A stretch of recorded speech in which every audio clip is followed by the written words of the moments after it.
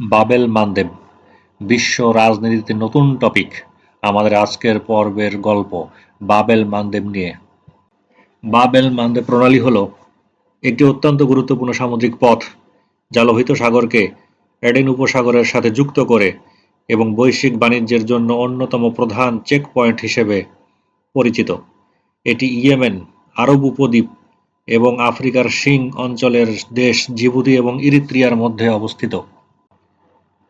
এর দৈর্ঘ্য প্রায় 50 কিলোমিটার বা 31 মাইল, প্রস্থ সর্বনিম্ন 26 কিলোমিটার বা 16 মাইল, গড় গভীরতা প্রায় 186 মিটার বা 609 ফুট এবং এর গুরুত্বপূর্ণ দ্বীপ হচ্ছে পেরিম দ্বীপ, পেরিম আইল্যান্ড এবং সেভেন ব্রাদার্স আইল্যান্ড।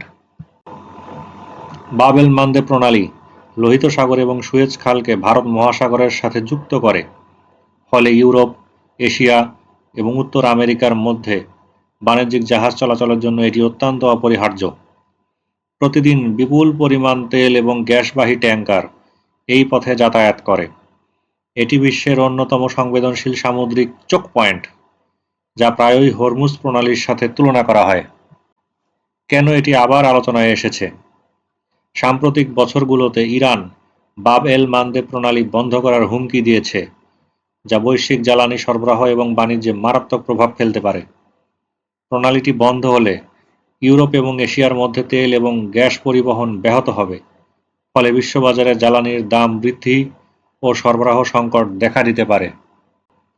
এর নামকরণের পেছনেও রয়েছে রহস্য।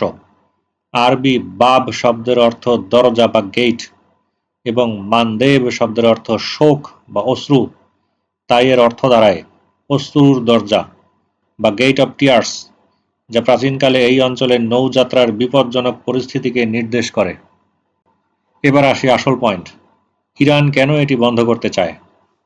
ইরান বাবেল মানদেব প্রণালী বন্ধ করার হুমকি দিয়েছে মূলত ভূরাজনৈতিক চাপ সৃষ্টি এবং বৈশ্বিক জ্বালানি সরবরাহকে অস্ত্র হিসেবে ব্যবহার করার জন্য। এটি যুক্তরাষ্ট্র এবং ইসরায়েলের সামরিক পদক্ষেপের প্রতিক্রিয়া হিসেবেই দেখা হচ্ছে।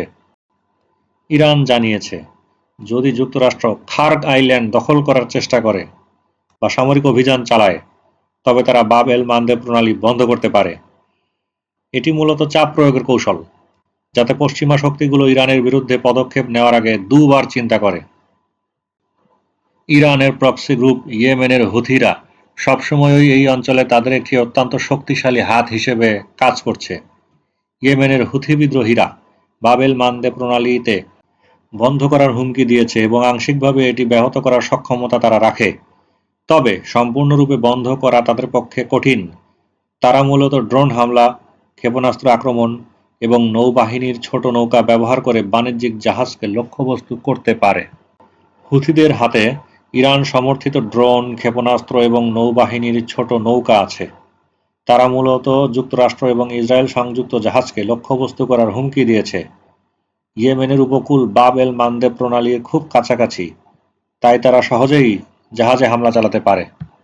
প্রতিদিন প্রায় 8.8 মিলিয়ন ব্যারেল তেল এবং বিশ্বের প্রায় 10 থেকে 12% সামুদ্রিক বাণিজ্য এই প্রণালী দিয়ে যায়। হুথিরা যদি আক্রমণ চালায়, তবে তেল এবং গ্যাসের দাম হঠাৎ বেড়ে যেতে পারে এবং বৈশ্বিক সরবরাহ শৃঙ্খল ব্যাহত হবে। প্রকৌশল পেশায় ক্যারিয়ার গঠনে ইচ্ছুকদের জন্য একটি বার্তা।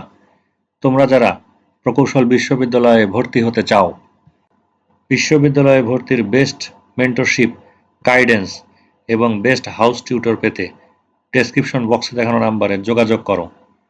প্রকৌশলী আহসান।